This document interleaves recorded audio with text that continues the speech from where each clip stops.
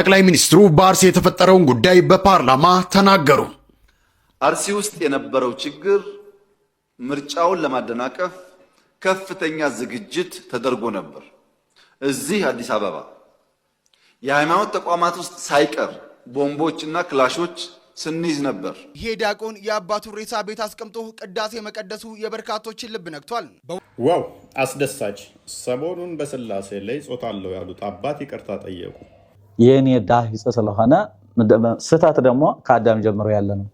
ስለዚህ መላእክቱም ይስታሉ እንኳን የሰው ልጅና ይሄ የኔ ዳሂጽ 100% እኔ የተሳሳትኩት እንጂ የቤተ ክርስቲያኒቱ አስተምሮ ባለመሆኑ በዚህ የተደናገራችሁ የክርስቶስ የተዋሂዶ ልጆች 100% ብድግ ብዬ ይቅርታ ጠይቃቸዋለሁ። ሰዎች ያለ አቅማቸው፣ ያለ ችሎታቸው፣ ያለ ጸጋቸው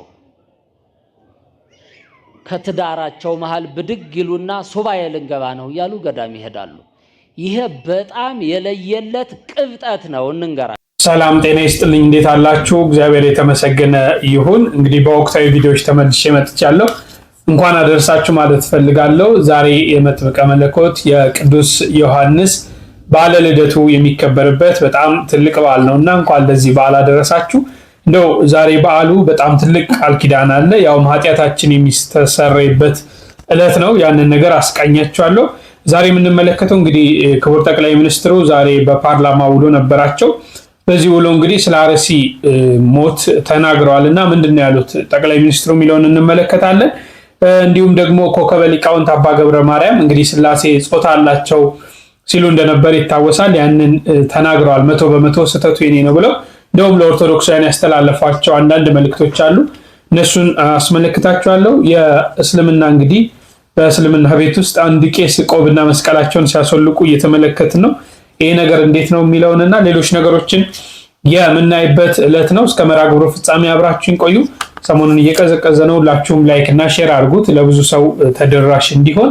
እንደው ከሁሉ በፊት ዛሬ ትልቅ በዓል ነውና በዓሉ ምንድነው የሚለውን አጠር ያለች ነገር እንማማር። ኃጢአታችን የሚደመሰስበት ቀን ነው። ምክንያቱም ሰኔ 30 የመጥምቀ መለኮት ቅዱስ ዮሐንስ የልደቱ መታሰቢያ በዓል ነውና ለቅዱስ ዮሐንስ የተሰጠውን ቃል ኪዳን ሳሰሙ የትም ቦታ እንዳትሄዱ በኮሜንት ቅዱስ ዮሐንስ በረከት ይደርብን እያላችሁ ጻፉልኝ። ኮፒ ሊንክ ሼር ያደረጋችሁ ለብዙዎች እንዲዳረስ አድርጎ ይሄን ድንቅ ታምርና ቃል ኪዳን ስሙ። ጌታችን መድኃኒታችን ኢየሱስ ክርስቶስ ለመጥምቁ ቅዱስ ዮሐንስ እንዲህ ሲል ቃል ኪዳን ገባለት። ሰው ሁሉ ወደ ስጋዊ ተግባር ሆነ ወደ መንፈሳዊ ተግባር ቢሆን ሲሄድ ይህ የመጥምቀ መለኮት ቅዱስ ዮሐንስ ቤተክርስቲያን ነው ብሎ እጽሩን ገራገሩን ቢሳለም እኔ መንበር መንግስቴን አሳልመዋለሁ። የገድል መጽሐፍ የተሳለመ ቢኖር እኔ መንበር መንግስቴን አሳልመዋለሁ። የገድል የታምር መጽሐፍ የተነበበበትን ውሃ እኔ እንደተጠመቅኩበት እንደ ማየ ዮርዳኖስ ውሃ አደርገዋለሁ። የገድል መጽሐፍ በተነበበበት ውሃ የተጠመቀበት ሰው ቢኖር የ80 ዓመት ኃጢአቱን አስተሰርይለታለሁ። ወንዱን የ40 ቀን ሴቷን የ80 ቀን ሕፃን አደርጋለሁ። እኔ በተጠመቅኩበት ማየ ዮርዳኖስ እንደተጠመቁ ሆኖለት ከኃጢአቱ ይነጻል።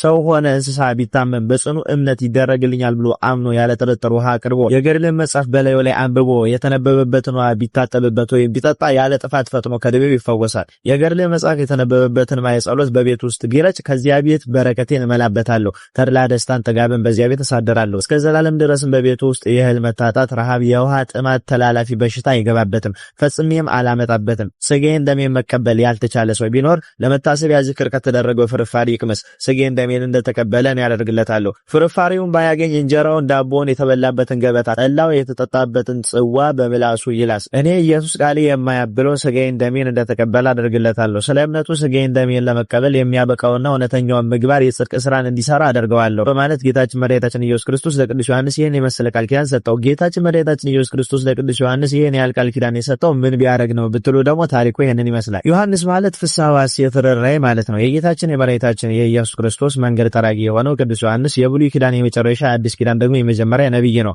ስለ ወላጆቹ ስለ ካህኑ ዘካርያስ ስለ ቅድስት ኤልሳቤጥ በቅዱስ ወንጌል ላይ እንዲህ ተብሎ ተመስክሮላቸዋል። በይሁዳ ንጉስ በሄሮድስ ዘመን ከአብያ ክፍል የሆነ ዘካርያስ የሚባል አንድ ካህን ነበረ። ሚስቱም ከአሮን ልጆች ነበረች፣ ስሟም ኤልሳቤጥ ነበረ። ሁለቱም በጌታ ትእዛዝና ሕግጋት ሁሉ ያለ ነቀፋ እየሄዱ በእግዚአብሔር ፊት ጻድቃን ነበሩ። ሉቃስ 1:5-6 ላይ ታገኙታላችሁ። እግዚአብሔርም ወደ በራኪው ልጅ ወደ ዘካርያስ ልጅ እንደሚወልድ ይነግረው ዘንድ የመላእክት አለቃ ቅዱስ ገብርኤልን ላከው። መልአኩም በመጀመሪያ በመሠዊያው በስተቀኝ በኩል ተገልጦ ለዘካርያስ ታየው። ለሰይጣን ቀኝ የለውምና መልአክ ግን ብርሃነ የማናዊ ነውና መልአክ እንደሆነ ለማጠየቅ በቀኝ በኩል ተገልጦ ታየው። አንድም ሰው ሁሉ ወደ የማናዊ ግብር የሚመለስበት ዘመን ደረሰ ሲል በቀኝ በኩል ታየው። አንድም ሰውን ሁሉ መክሮ አስተምሮ ወደ ቀኝ መንፈስ ቅዱስ ስራ የሚመልስ ልጅ ትወልዳለህ ሲል በቀኝ በኩል ተገልጦ ታየው።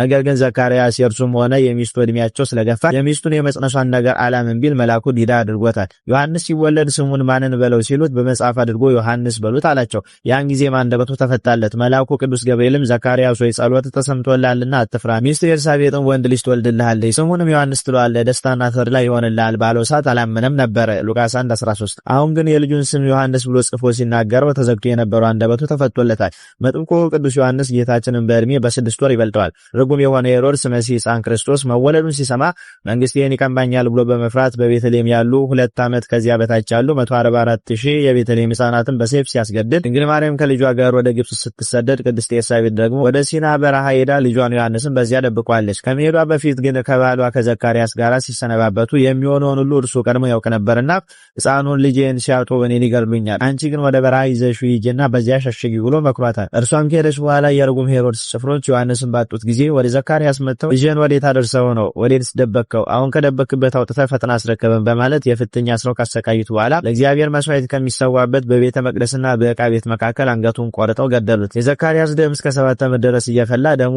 ሲካሰሳቸው ኖረ። ቅድስት ኤልሳቤጥም ልጇ ዮሐንስን ይዛ ወደ በረሃ ከገቡ 5 ዓመት በሆናቸው ጊዜ ዮሐንስ እድሜው 7 ዓመት ከመንፈቅ ከሆነው በኋላ እናቱ ኤልሳቤጥ ሞተችበትና ብቻውን ከበረሃ ውስጥ ተወችው። ዮሐንስም በሰፊዋ በረሃ ውስጥ በአራዊቶች መካከል ብቻውን ቀረ። ለዮሐንስ ግን በእርሱ ላይ ምንም መጥፎ ነገር ሳያደርጉ የቶራ የአንበሳ የነብር ልጆች እንደ ወንድምና እንደ እህት ሆኑት። አራዊቶችም ሁሉ ወዳጅ ሆኑት። ምግቡ የበረሃ ቅጠል ነው። መጠጡም ከተቀመጠባት ድንጋይ ስር የፈለቀችለት ውሃ ነበረች። ዮሐንስ ሰውነትን አለምልሞ ስጋን አለስልሰው ገጽና ፊትን የሚያሳምሩትን ምግቦች አልተመገበም። አንቦጣ ከተባለው ከአንዲት የበረሃ ቅጠልና ከጣዝማ ማር በስተቀር ከሚበሉት ምግቦች ሁሉ ዮሐንስ ህርምተኛ ሆኖ የተለየ ነበር ይላል ቅዱስ ገድሉ። ነገር ግን አንቦጣ ተብላ የምትጠራ አንዲት የበረሃ ቅጠልና የጣዝማ ማርን እየተመገመ ማደጉን ለመግለጽ ብዙ ጊዜ በተለምዶ የዮሐንስ ምግቡ የበረሃ አንበጣ ነበረ ተብሎ የተሳሳተ ነገር ሲናገር ይሰማል። የመጥምቀ መለኮት የቅዱስ ዮሐንስ በረከቱ ለሁላችን ይድረሰን፣ ከአምላክ ዘንድ ያስታርቀን፣ ከአምላክ ዘንድ ያማልደን።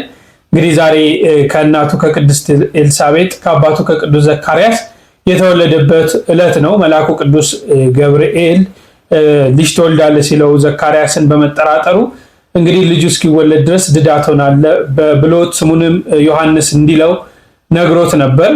እንግዲህ በዛሬ ዕለት ተወልዶ ቅዱስ ዘካርያስም የልጁን ስም ዮሐንስ ብሎ ሲጠራ ድዳ የነበረው አንደበቱ የተከፈተበት ዕለት በጣም ትልቅ በዓል ነው በቤተክርስቲያናችን የተከበረው። እንኳን ለዚህ ዕለት ለዚህ ቀን አደረሰን።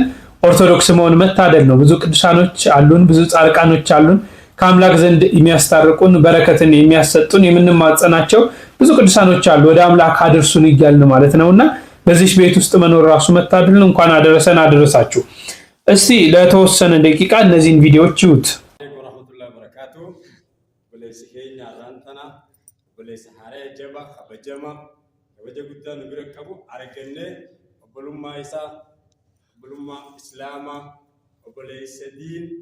kabaja guddaadhaan arganne meeshaa inni qabullee irraa baafannee irraa qeeballee jirra. Alhamdulillah inni ammaa booda obboleessa muslimaa islaama addunyaa tana hundarra jiru islaama akka ta'e namni hundinuu kan beektan barbaanna. Alhamdulillah alhamdulillah alhamdulillah irraa qeeballee meeshaa isaatis alhamdulillah alhamdulillah alhamdulillah summa alhamdulillah asumaan isa wili gara obbolummaa islaamaatti isheenayna inshallah alhamdulillah. ቀጥላል አይደል በአማርኛ ወንድማችን ትልቅ ወንድማችን ክቡር ቄስ ኃይለ ማርያም ንጉስ የሚባለው በፊት በክርስትና እምነት በቤተክርስቲያን ትልቅ ሰው የሆኑት ዛሬ የእምነቱን ዋጋና እምነቱን ምንነት አውቀው ዛሬ እምነቱን ለመቀበልና ወደ እስልምና እምነቱን ለመቀየር እስልምናን በሙሉ ልብ መቀበሉን የቤተክርስቲያን የክርስትና እምነቶቹን እቃዎቹን ሁሉ በመስጊድ ውስጥ በማምጣት በትልቅ በሚጠየቅበት በኃላፊ በሼክ ጁነይዲ ሼህ አህመድ በሚባል ሼካ ላይ እስልምና መቀበሉን ዛሬ በዚሁ ለህዝብ ማሳወቅ እንፈልጋለን። ወንድማችን ለእኛም ወንድም ነው፣ ለኢስላም ህዝብ ሁሉ ወንድም መሆኑን እንድታውቁ እንፈልጋለን። አልহামዱሊላህ እንዴት ወደዚህ ሃይማኖት እንዴት መጣ? አንተ የተከበሩ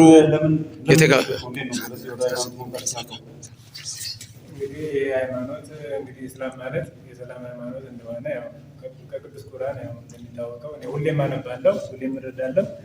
ያው ትክክለኛውን ሃይማኖት ከ10 ዓመት ጀምሬ እመኝ ነበረ፣ እፈልግ ነበረ። ነገር ግን ያው ያለ ፈቃድ ሆኖ የፈጣሪ ፈቃድ ሆኖ በ10 ዓመት አሁን ወደ 27 ምናምን እየተጠጋኝ ነው። ያው በ14 ዓመቴ ወደ ትክክለኛው ወደ እስልምና መጥቻለሁ። አላህን አመሰግናለሁ። እናንተንም ስለተቀበላችሁኝ አመሰግናለሁ። ወደዚህ ደግሞ ወደዚህ ቤት እንድመጣ ያደረገኝ ወንድሜም አባቴም መሐመድ ነው። እሱንም ደግሞ አላህ ይጠብቅልን። አመሰግናለሁ። እሺ፣ በዚህ ሃይማኖት በግዴታ ነው መጣው ወይም በፍላጎት ነው? እኔ ወደዚህ ወደ ሰላም ሃይማኖት ወደ እስልምና የመጣሁት በራሴ ፍላጎት በራሴ ተነሳሽነት ነው እንጂ ማንም አስገድዶኝ ሳይሆን በራሴ ምኞትም ነበረ። ወደ ትክክለኛ ወደ ቤቴ ነው የመጣሁት። መጀመሪያ ስወለድ ሙስሊም ነኝ። ወደ መጀመሪያው ሃይማኖት ነው የመጣሁት። አላሁ አክበር። እሺ፣ በጣም እናመሰግናለን። አላህ መቼም ይሄንን እኔ ሳልነግራችሁ እናንተም ታውቁታላችሁ። እነሱም ህሊናቸው ያውቃል ብዬ አስባለሁ። እኚህ የተመለከታችሁት ሰው አሁን ምንስ እንደው የቤተክርስቲያናችን ባይዘው የቤተክርስቲያን ካህናት፣ ዲያቆናት፣ ጳጳሳት፣ መርጌቶች ስትመለከቱ የቤተክርስቲያን ወዝ አላቸው፣ ያስታውቃል። አንድ ቄስ አይታችሁ እንኳን ቆብና ነጠላ አድርጎ ይቅርና በባዶ እንኳን አይታችሁ የካህንነት ግርማ ሞገስ አላት ቤተክርስቲያናችን። ስልጣኑ ከክርስቶስ የሚሰጥ ስለሆነ ማለት ነው። በሰማይ የሚታሰረውን ስልጣን ያዙት፣ በምድር ያሰራችሁት በሰማይ የታሰረ ነው እየተባለ በምድር የፈታችሁት በሰማይ የተፈታ ነው። ቅዱስ እግዚአብሔር አምላካችን በምድር ሲያስተምር እኮ ቃል ኪዳን ሰጥቷቸዋል። በማቴዎስ ወንጌል ማንበብ ትችላላችሁ። እኔ እስከ ዓለም ፍጻሜ አብሬያችሁ ነኝ ብሎ ቃል ኪዳን ሰጥቷቸዋል ለካህናት አባቶቻችን። ያስታውቃል ጸጋቸው፣ ያስታውቃል ክብራቸው፣ ያስታውቃል ሞገሳቸው፣ ክህነታቸው ይናገራል። አሁን እኛ የተመለከታችሁት ሰው ምኑ ቄስ ይመስላል? ቆቡን እንኳን እንዴት እንደሚያደርግ ማያቅ፣ መስቀሉ እንዴት እንደሆነ ማያቅ። አሁን ይሄንን ቄሱን ወደ እስልምና መጣ ነው ብሎ እንትን ማለት እንደው መጃጃል ነው ብዬ ነው የማስበው። መጃጃል ነው። ምክንያቱም ካህን ሲሆን ገብቶት ነው የክርስቶስን ስጋና ደም የሚፈትት ዘላለማዊ ሕይወት የሚያሰጠውን የሚፈትት ለምዕመናን የሚያቀርብ በክርስቶስ አምሳል ተመስሎ በመንበሩ ፊት ቆሞ የሚቀድስ ቄስ ነው ወደ እስልምና የሚሄደው አይመስለኝም። እግዚአብሔር ልቦና ይስጠን። ወደ ጠቅላይ ሚኒስትሩ እንለፍ። ብዙ ነገር አስቃኛቸዋለሁ ዛሬ። በእውነት እስካሁን አብራችሁን ካላችሁ ድለኞች ናችሁ፣ ብዙ ነገር ስለምንማማር ማለት ነው። እንግዲህ ጠቅላይ ሚኒስትሩ ዛሬ በፓርላማ ውሎ ስለ አርሲ የገለጹት ነገር አለ። ተመልከቱት እስቲ። የሰሞኑ የአርሲን ግጭት እንውሰድ። የአርሲ ግጭትና የአንዳንድ ሰዎች የኮሙኒኬሽን ዘዬ አሳፋሪ ነው። አሜሪካ ሰለጠነች፣ ህዝቧ ስልጡን ነው ተብለው ከሚዘረዘሩ በርካታ ምክንያቶች ውስጥ አንድ የሚገዛኝ ነገር አለ። የአሜሪካ ወታደር፣ የአሜሪካ መከላከያ ኃይል ሰሞኑ በነበረው ግጭት ውስጥ መካከለኛው ምስራቅ ውስጥ ይሳተፍ ነበረ። በአሜሪካ ሁለት ትላልቅ ጎራዎች አሉ፣ የፖለቲካ ጎራዎች። ሁለቱም ጎራዎች ወይም ሁለቱም ጎራ የሚደግፉ ሚዲያዎች ብትሰሙ ጀግናው የሀገር መከላከያችን ለአሜሪካ ትልቅነትና ህልውና ዋጋ የሚከፍለው መከላከያችን ግን የማይረባው መንግስታችን ነው የሚሉት። መከላከያን አወድሰው መከላከያን አክብረው የመከላከያን ዋጋ መክፈል ቦታ ሰጥተው መንግስቱን ፖሊሲ አውጪውን ይወቅሳሉ። ይህ ትልቅ ስልጣኔ ነው። እኛ ሀገር ግን እየሞተ ያኖረንን ኃይል እንደ ገዳይ እንወቅሳለን። ይሄ ያለመሰልጠናችን ማሳያ ነው። ተቋም ማፍረስ፣ ዋጋ እየከፈሉ ሀገር የሚያጸኑ ሰዎች አለማክበር ያለውን ጣጣ ካለመገንዘብ የሚመጣ ችግር ነው። አርሲ ውስጥ የነበረው ችግር ምርጫውን ለማደናቀፍ ከፍተኛ ዝግጅት ተደርጎ ነበር። እዚህ አዲስ አበባ የሃይማኖት ተቋማት ውስጥ ሳይቀር ቦምቦችና ክላሾች ስንይዝ ነበር። በየቦታው አዲስ አበባ ቦምብ ይጣላል፣ ባህር ዳር ቦምብ ይጣላል፣ ጎንደር ቦምብ ይጣላል ተብሎ ሰፊ እንቅስቃሴ ነበር። ታስታውሱ ከሆነ ጎንደር ተማሪዎች ላይ ቴሌቪዥን እያዩ ቦምብ ፈንድቶ ሰው ገሏል። ተማሪዎች ፖለቲከኛ አይደሉም። ምናልባት የዚህ መንግስት ተቃዋሚ ሊሆኑ ይችላሉ በሐሳባቸው። ማንነታቸው ሳይለይ ዝም ብሎ ቦምብ ጥሎ ሰው መግደል ምን አይነት ፖለቲካና እውቀት እንደሆነ አይገባኝም። ልክ እንደዚሁ የምርጫ ጣቢያዎች ላይ ከፍተኛ ጥንቃቄ ስለነበረ ያቃታቸው ኃይሎች ህዝቡን ሊያጠቁ ወደ አንድ መንደር ሄዱ። አርሲ ውስጥ እዚያ መንደር ህዝብ የሚከላከል ኃይልና ህዝብ የሚያጠቃ ኃይል ተጋጠመ። በጥቅሉ አርሲ በነበረው ግጭት ህይወታቸው ያለፈ 11 ሰዎች ናቸው። ከ11 ሰዎች 8ቱ ሚሊሻና ፖሊስ ህዝባቸው እንዳይገደል ተፋልመው ህይወታቸውን ገብረው የብዙ ንጹሃን ዜጎችን ህይወት የታደጉ ናቸው። እነዚህ ፖሊስና ሚሊሻዎች ክብር አይገባቸውም? እነዚህ ፖሊሶች፣ ሚሊሻዎች ቤተሰብ የላቸውም? ልጆች የላቸውም? ለኛ ሞተው ሲያበቁ እነሱን እንደማወደስና እንደማመስገን የነሱ መስዋዕትነት ማራከስ በብዙ ፖለቲከኞች ይታይ ነበር። አሳፋሪ ነው፣ አሳፋሪ ነው። በእርግጥ 3 ንጹሃን ዜጎች በዚያ ግጭት ውስጥ ሞተዋል። በነበረው ግጭት ውስጥ ለምሳሌ የሃይማኖት መልክ መስጠት ታስቦ ነበር፣ ግን እዚህ ውስጥ ሙስሊሞች ሞተዋል። ባይዘው ሙስሊሞች የሞቱት በንጹሃን ዜጎች ብቻ አይደለም። ህዝብ ለመታደግ እየተፋለሙ የሞቱ ሚሊሻና ፖሊሶች ሙስሊሞች አሉበት። ምኑን ሃይማኖት ግጭት? ሰው እንዳይመታ እየተዋደቀ ያለን ሰው በሃይማኖት ጥላ መውቀስ ተገቢ ነው? ነገሩንስ በወጉ በቅጡ ሳይገነዘቡ ማራገብስ ተገቢ ነው? ይሄ አይጠቅመንም። ከዚህ የሚገኝ ፖለቲካል ትርፍም አያዋጣም። የሞተው ወንድማማች ነው። ከዚህኛውም ከዚያኛውም እምነት ሊሆን ይችላል። ግን ውጊያው የእምነት ሳይሆን ሽፍቶች ሰው ገለው ሰው አፈናቅለው የነበረውን ሰላማዊ ድባብ ለማጠልሸት ስራ ተሰጥቷቸው እዛ ብቻ እንኳን በርካታ ቦታ ሌላውን አክሽፈነው ነው ያደረጉት ሙከራ ውጤት ነው። በዚያ ቦታ ላይ ህዝባቸውን ለመታደግ መስዋዕትነት ለከፈሉ የፖሊስና ሚሊሻ አባላት የተከበረው ምክር ቤት ክብር እንዲሰጥልኝ በትህትና እጠይቃለሁ።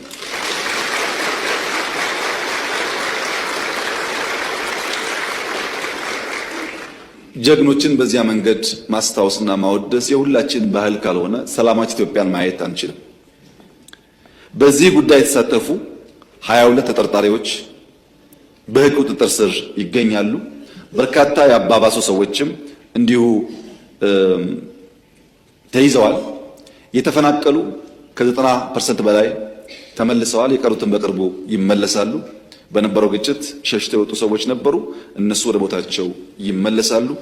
በዚሁ አጋጣሚ ማስጠንቀቅም አደራማት የምፈልገው አዲስ አበባ ተቀምጣችሁ ጫት እየቃማችሁ በሌላችሁበት ቦታ በሶሻል ሚዲያ የምታራግቡ ሰዎች ጥንቃቄ አድርጉ። እዚህ ሆኖ ባላጣራ ጉዳይ የሚያራግብ ሰውንና እዛ የሚጋጨውን ሰው ለይተን አናይም። የምታውቀውን ያየኸውን የመንግስትም ጥፋት ከሆነ ግለጥ፣ ችግር የለውም። የማታውቀውን ያልነበርክበትን ቦታ እስላም ነው፣ ክርስቲያን ነው፣ አማራ ነው፣ ኦሮሞ ነው እያልክ የግሩፕ ጨዋታ መጫወት ግን አስፈላጊ አይደለም። በጥቅሉ ስለሚጎዳን ጥንቃቄ ብታደርጉ ጥሩ ነው። አጋጣሚ ሆኖ ስለተመረጠን ማለት ነው። ብዙ ነገር አንስተዋል። እንግዲህ የሞቱትን ቁጥራቸው ምን ያህል እንደሆነ፣ የሞቱት ከምን ወገን እንደሆነ፣ የሃይማኖት ጉዳይ የምታደርጉት ብለው ብዙ ያነሱት ነገር አለ። ወደዚህ ውስጥ መግባት አልፈልግም። ምክንያቱም ያው ቤተክርስቲያንም ተቃጥሏል፣ ብዙ ነገር ነበር እና እንደው እኛ አሁን የምንፈልገው ትናንት እንዲህ ነው እኔ በበኩሌ እንዲህ ነው የሚለው ነገር ሳይሆን እሺ ይሁን ይሄን አካል ሰው ነው የሞተው። ከዚህ በኋላ ግን በአርሲ የሚገኙ ማንኛውም ኦርቶዶክሳውያንም የሌላ ቤተ እምነት ተከታይም አይሙት፣ መከራ አይድረስበት፣ ችግር አይድረስበት፣ ከቀየው አይፈናቀል፣ እንደ ልብ እንደፈለገው ሄዶ ያምልክ። ማንም ሰው የፈለገውን ሃይማኖት መከተል ይችላል፣ ያድነኛል አምነዋለሁ ብሎ ያለው በነፃነት ሁሉ የሚኖር ማንም የማንንም ሳይነካ ኦርቶዶክሳውያንም ቤተ እምነታቸው እየተመላለሱ እያስቀደሱ እየቆረቡ ልጆቻቸውን ክርስትና እያስነሱ ይኑሩ።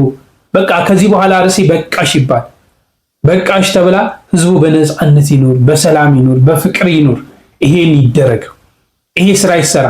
እነዚህ የሚታወቁ ኃይሎች ይሄን ያደረጉ ኃይሎች አካሎች እንዳሉ ከታወቀ እነዚህን ኃይሎች አደብ ይገዙ።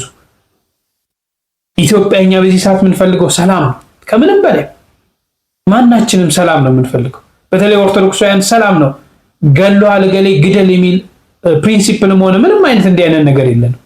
ስለዚህ ሰላም ይሰጣት። ክቡር ጠቅላይ ሚኒስትሩ ይህንን አበክረው በዚህ ቦታ ሀገሪቷን እየበጠበጡ ህዝቡን እየበጠበጡ ያሉ አካላቶችን አደብ ያስገዙ። ኦርቶዶክሳውያን መቼም ማንም ላይ እንደማይደርሱ ይታወቃል። ይህን ማለት ነው ፈልገው። እናንተ በዚህ ላይ ሀሳብ ስጡ። በጣም የገረመኝ አንድ ቪዲዮ ላስቃኛችሁ። ይሄ ዲያቆን የአባቱ ሬሳ ቤት አስቀምጦ ቅዳሴ መቀደሱ የበርካቶችን ልብ ነክቷል። በወላይታ ሀገረ ስብከት ስር የሚገኘው የቅዱስ ቂርቆስና የቅድስት ኢየሉጣ ቤተክርስቲያን አገልጋይ የሆነው ዲያቆን ጥላሁን ተፈራም ወርሃዊው የቅዱስ ቂርቆስ መታሰቢያ በሚደረግበት ዕለት ሰሞንኛ ዲያቆን ነበረም። ታዲያ በዕለቱ ሌሊት ላይ በድንገተኛ ህመም አባቱ ያርፋል። ዲያቆን ጥላሁንም አባቱን ገንዞ ሬሳውን ቤት አስቀምጦ ከሌሊቱ 8 ሰዓት ተኩል ላይ የቅዱስ ቂርቆስ መታሰቢያ በዓል ሳያስተጓጉል ማህሌቱን በእንባ ነጠላውን እያጠበም መቀደሱ የበርካቶችን ልብ ነክቷል። ቅዳሴ መታጎል የለበትም፣ እግዚአብሔር ሰጠህ እግዚአብሔር ነሳ ያለው ይህ ዲያቆን በጣም የምወደው አባቴ ከሞተ የሚረዳኝ የለም፣ አባቴን በማጣቴ በጣም ከልብ የተጎዳው በማለት ሁኔታውን ገልጿል። ስለዚህ ጉዳይ ምን ሐሳብ አላችሁ? በጣም የሚገርም ነው። የታመንክለት ጌታ የአባትን ነፍስ ይማር። የታመንክለት ጌታ በጥበብ በሞገስ ያኖር። የታመንክለት ጌታ ክነትን ባርኮ ክነትን ጠብቀ እንድትኖር ያደርግ። ይህ ልጅ በዚህ ደረጃ ብቻ ነው መናገር የምንችለው። አያችሁ፣ አባቱ ሞቶ 8 ሰዓት ሌሊት ጠዋት ቅዳሴ ነበረበት። አባቱን አስተካክሎ ወደ ቅዳሴው ነው። ሰማያዊው ነገር መቋረጥ ስለሌለበት ማለት ነው።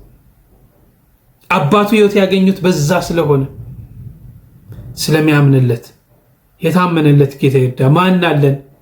እስቲኛ ልንቆርብ ተዘጋጅተን የክርስቶስን ስጋና ደም ልንቀበል ተዘጋጅተን አንድ ወገናችን ቢሞት ምንድን ነው የምናደርገው? ተውት እሱን። እዛ ደረጃማ እንድረስ። በጣም በትንሽ ነገር የምንፈተን የምንወርቅ ሰዎች ነን። ግን በዘመናችንም እንዲህ አይነት ዲያቆናት አሉ። እንዲህ አይነት ምግባራቸው ያማረ ሃይማኖታቸው የቀና ሰዎች አሉ። እግዚአብሔር ይጠብቅልን።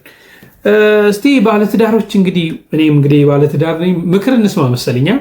ሰዎች ያለ አቅማቸው፣ ያለ ችሎታቸው፣ ያለ ጸጋቸው ከትዳራቸው መሃል ብድግ ይሉና ሱባኤ ልንገባ ነው እያሉ ገዳም ይሄዳሉ። ይሄ በጣም የለየለት ቅብጠት ነው። እንንገራችሁ፣ ሱባኤ የመነኮሳትና የባህታውያን እንጂ የባለትዳሮች አይደለም። የለየለት ቅብጠት የለየለት ጥጋብ ጭምር ነው። በሆነ ፕሮግራም አድርጎ ባለቤትንም ልጆችንም ይዞ ነገሮች ሲመቻቹ ገዳማትን ተሳልሞ መምጣት በረከት ነው። ከዛ ውጭ ግን ቅብጠታችሁ ማለቂያ ስለሌለው አንዲት ባለትዳር ባለቤቷንና ልጆቿን ትተውና ሱባኤ ልገባ ነው ብላ ገዳም ትሄዳለች። አንድ አባውራም ሚስቱንና ልጆቹን ይተውና ሱባኤ ልገባ ነው ብሎ ገዳም ይሄዳል። ግርም የሚል ጉድ እኮ ነው። እንደዚህ ያለ በራስ ምኞት በራስ ፍላጎት የምታደርጉት ነገር ይቅርባችሁ። አንደኛ ለነጋዴዎች ትጋለጣላችሁ፣ ገንዘባችሁን ትበላላችሁ። ሁለተኛ የጤና ቀውስ ይገጥማችኋል። ሶስተኛ ትዳራችሁ ላይም ችግር ይመጣል።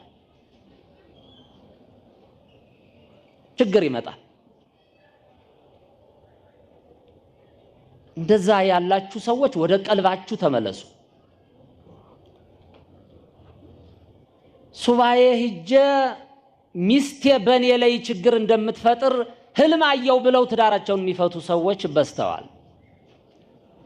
ሱባኤ ሂጄ ባሌ በኔ ላይ ችግር እንደሚፈጥር ህልም አየው ብለው መተው ትዳራቸውን የሚበትኑ ብዙ ሰዎች አሉ።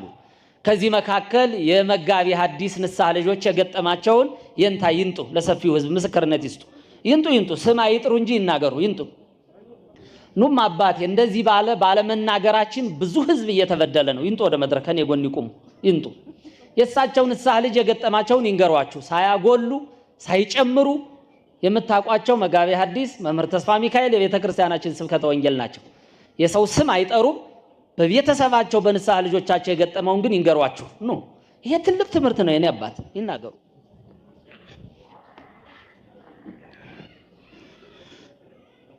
እንደምን አደራችሁ። ያው ለመታዘዝ ነው። ከንስሐ ልጆች ወገን ሳይሆኑ ከማውቃቸው የዛሬ 10 ዓመት አካባቢ የተደረገ ታሪክ ነውና ትላንት እያወራን ነበረ ከአባታችን ጋር። ምንድነው የሆነው? በስጋው ደግሞ በክብር ተጋብተው የሚኖሩ የሚዋደዱ ባለትዳሮች ናቸው እና እሷ ሲመቻት እሷ ወደ ሱባኤ ትሄዳለች፣ እሱ ሲመቸውም እንደዚሁ እሱ ይሄዳል። ልጆች ያሏቸው ናቸው። በኋላ ባልየው ከሱባኤ ቆይቶ መጣና እሷን ሲያገኛት ባልተለመደ መልኩ ነበረ። የነበረው ፍቅር ተወግዶ በዓይነ መዓት እያያት ነበረና ምን ሆነህ ነው ጸባይ የተቀየረ ስትለው ብዙ መናገር አልፈለገም፣ ዝም አላት።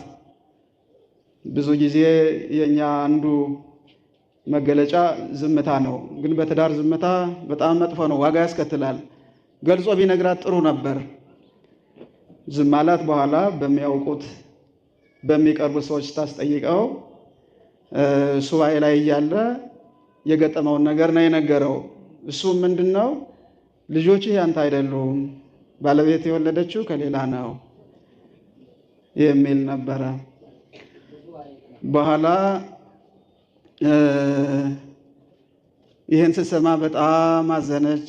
እንግዲህ ያው በእውነት ላይ ያለች ትዳር አጋር ይህ አይነት ነገር ሲመጣ ምን ያህል እንደምትሰበር አስቡት። እሷ ማንነቷን ታውቃለች። ዋለች አደረች፣ ጸባዩ የሚቀየር አልነበረም። እጅግ በጣም እየከፋባት ሄደ። በኋላ ላይ ያው መከሯቸው፣ ምን አሏቸው፣ አስማምተው ለመቀጠል ተሞከረ። ግን አሁንም ጸባዩ አልተቀየረም። ጉዳዩም ከባድ ስለሆነ ይሄ ነገር በጣም ከባድ ነው እና በኋላ ላይ ወጣች እና የራሷን እንትን ማለት ስትጀምር የቤተ ክርስቲያን መምህራን የቤተ ክርስቲያን ሰዎች ተሰብስበው ማልደው ያው የሀገራችንን ባህል የምታውቁት ነው። በተለመደው መሰረት ተይ ይሄ ሰይጣን ነው እንዲህ የሚያበጣብጣችሁ፣ ትዳርን ያህል መፍታት የለብሽም ብለው ተገቢም ነው አሳረቋቸውና መለሷት። ቤት ሆነች። በኋላ ግን የተከሰተው ነገር ምንድነው? እሷ ቤት እያለች ከመምጣቷ በፊት ተውኝ ባካችሁ፣ የማላውቀው ሰው ሆኖብኛል፣ ልጆችን ላሳድግ ተውኝ ብላቸው ነበረ። በኋላ ግን ግድ ብለው ያው አስገባት። የእኛን ባህል የምታውቁት ነው።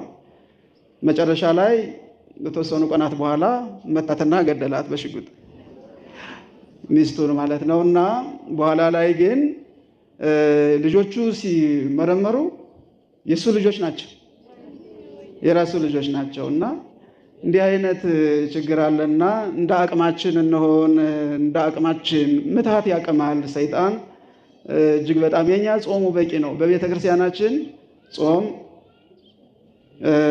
ቀኖና፣ ሱባኤ የሚባል አለ እና የአቅማችንን መኖር አለብን የሚለውን ነገር ለማስተላለፍ ፈልገው ነው አባታችን። እግዚአብሔር ይስጥልን። እናመሰግናለን መምህር፣ ቃለ ሕይወት ያሰማልን፣ የሞተችውንም ነፍስ ይማርልን እግዚአብሔር። ተመልከቱ አጋንንት የሚሰራው ስራ። ስለዚህ አትቅበጡ፣ ስርዓት ያዙ። ሱባኤ በገዳም ያሉ የመነኮሳት የባሕታውያን ነው። እናንተ ስራችሁን ስሩ፣ ትዳራችሁን በአግባቡ ምሩ፣ አስራት በኩራት አውጡ። ይሄ ነው የምእመናን ድርሻ። ምእመናን ዘላችሁ ባሕታዊ መሆን ትፈልጋላችሁ። ባሕታውያኑ ደግሞ ወደ ከተማ ይመጣሉ፣ እናንተ ደግሞ ወደ ገዳም ትሄዳላችሁ። እንዲህ ያለ ዝብርቅርቅ ያለ ጥጋብ ይቅርባችሁ። አትንቀዥቀዡ። ተረጋግታችሁ ቤተ ክርስቲያን ሳሙ፣ ስጋ ወደሙ ተቀበሉ። ለልጆቻችሁ መልካም ወላጆች ሁኑ። በጣም የሚገርም ነው። ጥሩ ጥሩ ነገር አንስተዋል። በተለይ ገዳም እየተባለ አባ ገሌ፣ ባህታዊ ገሌ፣ ምን ገሌ እየተባለ ትዳርን እስከ መፍረስ የሚደርሱ ነገሮች አሉ። ባልና ትዳር ገዳምን ቢገቡ ሱባኤም ቢገቡ በጋራ ነው። ለብቻ የሚባል እኔ አባ ባታዊ ገሌ ጋር ጠርተውኛል አንተ ተቀመጥ የሚባል ታሪክ የለም። እሺ አትጃጃሉ። በደንብ ሰምታችኋል። ምንም የሚጨመር ነገር የለም። እምነታችን ይቺ ስለሆነች ማለት ነው። በመጨረሻ የምንመለከተው እንግዲህ ኮከበ ሊቃውንት አባ ገብረ ማርያም ይቅርታ ጠይቀዋል። እንግዲህ እኚህ ከላይ የምትመለከቷቸው አባታችን አራት አይና አባ ገብረ ማርያም ሰሞኑን እንግዲህ በተለያዩ ማህበራዊ ሚዲያዎች ስትመለከቱ ነበር። ስላሴ ጾታ አላቸው የሚል አንድ ትምህርት አስተምረው ነበር። በዚህ ትምህርትም እንግዲህ ትክክል እንዳላስተማሩና ፍጹም ስህተት እንደሆነ ዛሬ በሚዲያ ቀርበው ይቅርታ ጠይቀዋል። አባታችን በጣም ጥሩ ሀሳቦችን አንስተዋል። ቤተክርስቲያን ማለት ይቺ ናትና እስቲ አባታችንን በደንብ አድርጋችሁ ስሙ። አምኖበት ወይስ እንደው ቀን የማይጥለው የለ ሆኖ ነው ያስተማሩት? አደጧይ ነው ዳጥ ብሎኛል። ዛን ጊዜ ትንሽ አንዳንዴ መስከር አለ አይደለ? በምስጢር አንዱ መነኩሴ ምን አሉኝ? ምስካየ ኅዙናን አንድ መነኩሴ አቤት ይሄ ትምህርት ፈልቶ አንድ ቀን የፈነዳበት እንደሆን ምን ይሆኑ አሉኝ። ያለኝ አንድ ቀን ፈልቶ ያሉኝ። ስለዚህ የዛን ሰዓት በእርግጥ ይሄ ትምህርት ወጥቶ አያውቅም። በብዛት አስተምረነው አናውቅም። አባቶቻችን ምእመናን የማይሸከሙትን ትምህርት ምስጢረ ሥላሴ በጉባኤ ቤት የሚነገርን ነገር ወደ ውጭ አውጥታችሁ ምእመናን አታስጨንቁ። ብዙ ጊዜ ደክመው መርምረው አያገኙትምና ይደናገራሉ ምእመናን። እንደዚህ አይነት ምስጢረ ሥላሴ ምስጢረ ሥጋዌን ብዙ ባታወጡ ይላሉ አባቶቻችን። እና ያን ሰዓት አንድ መምህር ለሥላሴ ሴትም ወንድም አይባሉም እያለ ሲያስተምር አንድ ወጣት ሰማሁ። እያለ ሲያስተምር ምን ትዝ አለኝ? ከዚህ ከሃይማኖተ አበው ከሰለስቱ ምዕት ቃል ነአምን ከመቦ ለእግዚአብሔር ቃል አእይንት ወአይዛን አይዳው ወአይጋር ወኩሎም ለተርፎ አካላት ለእግዚአብሔር አይን፣ እጅ፣ አፍንጫ፣ እግር ሌሎችም የቀሩት አካላት እንዳሉ እናምናለን። ነገር ግን ይመረመራል ቢሉ ነገር ግን አይመረመርም ረቂቅ ነው ይላል። ይሄን ወኩሎም ለተርፎ አካላት የቀሩትም አካላት አሉት የሚለው አንዱ ገጸ ንባብ እሱ ሆኖ ሳለ ሌላው ምን ትዝ አለኝ? መጽሐፈ ሚላድ የሚባል መጽሐፍ አለ። እሱ ያልተመረመረ መጽሐፍ ነው። እውነት ለመናገር ያልተመረመረ መጽሐፍ ነው። እሱ ጠቅላላ በቃ በእኛ አካል ያለው ሁሉ እንዳለው ቁጭ አድርጎ የሚናገር መጽሐፍ ነውና በገጸ ንባብ ከዛ በትርጓሜ ከዛኛው መጽሐፍ አደናገረኝ። ምንል ግን ለሥላሴ ለመላእክት ለነፍስ ጾታ አይነገርም አንቀጽ እንጂ ጾታ አይነገርም ነው የሚባል። እንግዲህ መቼም ሰይጣን ክፉ ስለሆነ ምዕመናን እንደሚወዱኝ ያውቃለሁ። እኔ ደግሞ ጠያቂ ሰው ነኝ። ስለዚህ ወዲያው እንደወረድኩ ከዛው ነው የተያዝኩት። ከዛው እኮ መምህር ቃለ ሕይወትም ራሱ አለ የራሴ ተማሪዎች ገጠሙኝ አይደል እንዴ? ወርጄ ከዛ አስተምሬ ምክትል ያረኳቸው ከዚህ ቀደም እንዲህ ብለው አላስተማሩንም ይሄ አዲስ ቃል ነው አሉና የገዛ ተማሪዎች አንቀው ያዙኝ። ከዛ በኋላ ወዲያው መደዋወል ጀመርኩ ወደ ርዕሰ ሊቃውንት ወደ ሊቀ ሊቃውንት ጠቅላላ ወደ መምህሬ አሉ ወደ ተባሉ ጓደኞቼ ደወልኩ። እንዲህ እንላለን ወይ ተሳሳትኩ እኮ ሰውን አደናገርኩ እንዴት ነው ምናምን ስል መች እንዲህ ብለን ተመረን።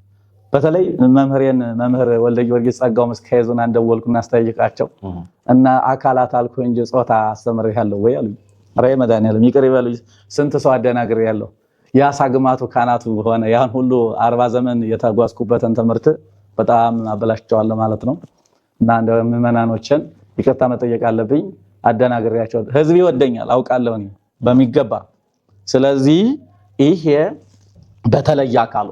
በተለየ አካሉ ኢየሱስ ክርስቶስ ራሱ ከሶስቱ አካላት አንዱ አካል ሲመጣ የኛን አካል አድርጓል። ወደ ቤተ ግዝረት ገባ ይላል። ሰው ሆነ ሰው ከሆነ አኳያ በተለየ ካልነቆ እነሱ ስጋ አለበሱ። ስለዚህ በሶስትነቱ በስላሴነቱ ጾታ አንናገርም። ሰው ከሆነ በኋላ ግን የኛን አካል አድርጎ ወደ ቤተ ግዝረት ገባ ይላል። ከዛ ጋር ተያይዞ ነው ያደናገረኝ እንጂ አንናገርም። ለስላሴ ለመላእክት ለነፍስ ጾታ አንናገርምና የኔ 100% ስህተት ነው። የኔ 100% ስህተት ነው በቃ። ስለዚህ እኔ ደግሞ ጠያቂም ስለሆንኩ መጠየቅ ያደርጋል ሊቅ ይባላል፣ ተከብሮ ያደርጋል ደንቆሮ ነው የምንለው። ስለዚህ እኔ ቀጥታ ሊቃውንቶች ጋር ተገናኘሁ፣ ዳሂፄንም አወቅኩት።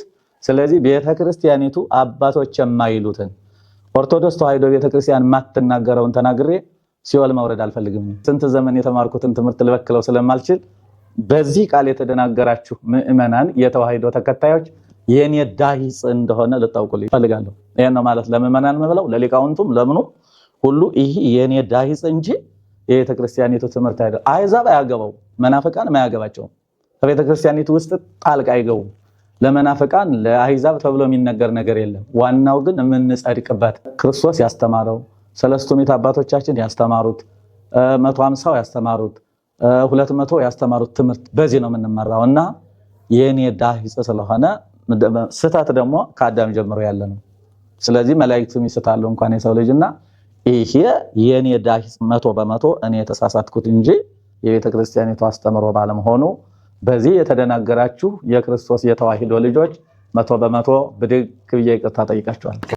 እንግዲህ ቤተ ክርስቲያን ማለት ይቺ ናት። አያችሁ፣ ሊቃውንቱ ሲሳሳቱ ወጥተው ይቅርታ ይጠይቃሉ። እንግዲህ ኮከበ ሊቃውንት አራት አይና አባ ገብረ ማርያም በቤተ ክርስቲያናችን ይህ ቀረሽ የሚባሉ አይደሉም። ሁሉንም የቤተ ክርስቲያን ትምህርት የተማሩ በጣም ሊቅና ትሁት አባት ናቸው። እኔ በግሌ በደንብ ነው ማውቃቸው። እንግዲህ እኛ አባት የተፈጠረውን የሆነውን በሙሉ ቀርበው ምዕመናኑን ቤተ ክርስቲያን አትሳሳትም፣ እኔ ነኝ የተሳሳትኩት፣ የእኔ ዳይጸ ልሳን ነው፣ ይቅር በሉኝ የሚሉ ነገሮችን አንስተዋል። እንግዲህ በመጨረሻ ደግሞ ሰሞኑን በነበረው ትችት እንግዲህ እሳቸው ላይ ሲቀርቡ የነበሩትንም ትችቶች ደግሞ አስመልክተው መሆን ያለበት ወደፊት ማድረግ ያለብን ነገሮች ምን ምን መሆን እንዳለባቸው ገልጸዋል። እኔ አሁን በመሰረቱ በሰሞኑ የስድብ ጅራፍ የስድብ ናዳ ሲያወርዱ በጉባኤ ቤት ያሉ መምህራን እንደውም አንዱ ምንድነው ያሉት ለስህተት እስከዚህ ድረስ መመሪያ አይጠበቅም ያሉ እኔ ቪዲዮ ነው የሰራሁት። ስለዚህ ለስህተት ይሄን ያህል ርቀት መሄድ የለባቸውም የሚል እንዲያ ከሚሉ አባቴ ይሄ ትምህርት የቤተ ክርስቲያኒቱ ትምህርት አይደለም፣ አስተምሮ አይደለም። እንደ ሃይማኖት መምህር እኔና እርሶ እስቲ እንወያይ ማለት ነው የሚሻለው። እስከዚህ ርቀት ድረስ ለመሳሳት እስከዚህ ርቀት መሄድ አይጠበቅም ማለት እኔ ያልተማርኩት ይሻላል ማለት ነው። አንድም ተው ወደ ሌላ በኩል ስንሄድ ያልተማርኩት እኔ ይሻላለሁ ማለት ነው የሚመስለኝ። ለኔ አይባልም ሲጀመር እንደዚህ የሚባል ነገር የለም። በቃ እኔ ማለት ነው ስለኔ መማር ስለኔ የቤተ ክርስቲያን አባትነት የኢትዮጵያ ሕዝብ ያውቃል። ከአዲስ አበባ 20 ዓመት አራቱን ጉባኤ ስማር የኢትዮጵያ ሕዝብ ገዳማዊ መሆኔን ማንነቴን ጠብቄ ምኖር ነውር የሌለብኝ አባት መሆኔን እኔ እንዲህ ብዬ መመስከር ባይገባኝ የኢትዮጵያ ሕዝብ 100% ያምናል። ስለዚህ እኔ አሁን ይቅርታ የጠየቁበት ሕዝቤ በጌ ወገኔ ሁሉ እንዲበደልብኝ ስለማልፈልግ ነው እና በዛ መካከል ግን ዝም ብሎ በቃ የስድብ እንደው ነውር ነው መሆን የለበትም እንደዚህ። ስለዚህ እኔ በአጠቃላይ አሁን ማለት የምፈልገው የኢትዮጵያ ሕዝብ እንዲደናገር አልፈልግም። እንዳይጠራጠረኝ የኢትዮጵያ ሕዝብ ያውቀኛል። የትናንትናው አባ ገብረ ማርያም ነኝ፣ ሌላ አይደለሁም። ከአዲስ አበባ ደሞዜን ትቼ ትውልድ ለመተካት ጎንደር ላይ ያለ ደሞዝ የተቀመጥኩ አንድ ሐዋርያ መሆኔን የኢትዮጵያ ሕዝብ 100% ስለሚያውቅ የሚያውቀኝ ሕዝቤ ፊቱን እንዳያዞር አንገቱን እንዳይደፋ ነው የምፈልግ ብቻ ነኝ። የአባታችን በረከታቸው ይድረሰን። ለብዙ ቤተክርስቲያን አያችሁ የሚያስማማን የትምህርት አይነት አለ፣ የምንግባባበት አንድ የምንሆንበት የተከፋፈልን አይደለም። በተለያየ የተከፋፈል ትዕቢት የሚወጥረን አይደለም። ቤተክርስቲያኒቷን አንድ የሚያደርጋት ትምህርት አለ። በዚህ ትምህርት አየ አንድነታችን እኚህ እንግዲህ ይሄ ቀረሽ የሚባሉ አይደሉም፣ በጣም ሊቅ ናቸው። ዳይጸ ልሳን ያዛቸው ግን መተው በትትና ምን አሉ? 100% የኔ ነው እንጂ የቤተክርስቲያኒቷ ስህተት አይደለም። መምህራኖችን ሲጠይቁ ማን እንደዚህ ያለ እስከመባል ደረሱ። ቤተክርስቲያናችን ይቺ ናት፣ የይቅርታ ቤት ናት። ሃይማኖቱ የገባቸው እምነቱ የገባቸው በትክክለኛው መንገድ ያሉ ሰዎች ትዕቢት ልባቸውን አይወጥረው። ኮከበ ሊቃውንት አባ ገብረ ማርያም መመልከት ይቻላል። ትዕቢት አልወጠራቸው ምን የተማርኩ ነኝ ብለው መጠየቅ ስለሚወዱ ወዲያው ምን አሉ? አዩ፣ መረመሩ። ንባቡን ከሌላ ትርጓሜውን ከሌላ አምጥተው ነበር ያስተማሩት። ያ ልክ እንዳልሆነ ገባቸው፣ ይቅርታ አሉ። የኔ ስተት ነው እንጂ ቤተክርስቲያን ስተት አይደለም፣ ቤተክርስቲያን አትሳሳትም አሉ። የኛ ቤተክርስቲያን ይቺ ናት፣ ንጽሕት ናት የምንላቸው ይቺ ነው፣ ቅድስት ናት የምንለው ይቺ ነው። አትሳሳትም፣ አምላኳ እግዚአብሔር ነው የምንለው ለዚህ ነው። ስለዚህ እንዲህ አይነት አባቶችን አያሳጣን። ብዙ ላልነውም ደግሞ ምክር ሰጥተዋል። ብዙ የተቸናለን፣ ብዙ ምንም ፊደል አናለን ሳንለይ ብዙ ነገር ብለናል። ግን እሳቸው የተማሩ ሆነው ወርደው ዝቅ ብለው በትትና አሳዩን። አዎ ብዙ ተናግረናልና እኛንም እግዚአብሔር ይቅር ይበለን። እግዚአብሔር አምላክ ሁላችንን የሚጠብቀን፣ ለሀገራችን ሰላም፣ ለቤተክርስቲያናችን አንድነት ፍቅርን ያምጣልን ለማለት እወዳለሁ። ላይክና ሼር ማድረጋችሁ እንዳትረሱ። ቸር ቆዩልኝ።